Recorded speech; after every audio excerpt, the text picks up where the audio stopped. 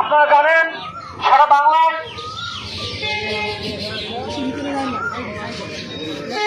ধর্ষক এবং ধর্ষণের প্রভাব কিন্তু প্রতিনিয়ত বেড়ে চলেছে।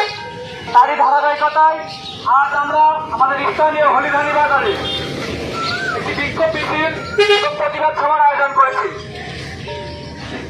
এ পর্যায়ে আমাদের মাঝে সংক্ষিপ্ত বক্তব্য নিয়ে আসছে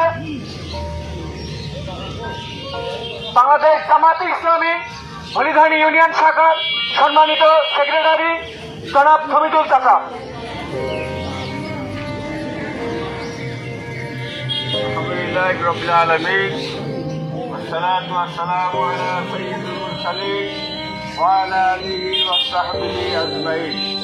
সম্মানিত তৌহিদি জনতা, আপনারা ইতিমধ্যে সব জেনেছেন গতকালকে আমাদের সেই কলিজার টুকরা আসিয়া দুনিয়া থেকে বিদায় হয়েছেন।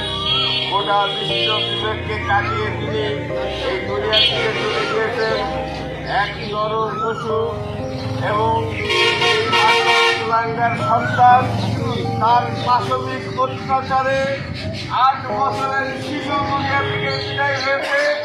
আমরা বর্তমান সরকারের কাছে দাবি জানাচ্ছি, বাংলাদেশের 18 কোটি তৌহিদি মুসলমানের পক্ষ থেকে আমরা দাবি জানাচ্ছি এই নরম পশু কুলাঙ্গারকে অবিলম্বে গ্রেফতার করে ফাঁসির ব্যবস্থা করতে হবে।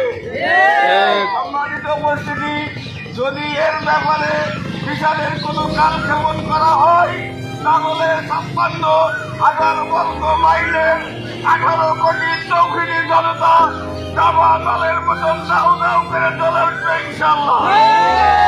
অবিলম্বে বাংলাদেশের সকল ধর্ষণকারী চাঁদাবাজ সন্ত্রাস মাস্তানদের দৌরাত্ম্য বন্ধ করতে হবে।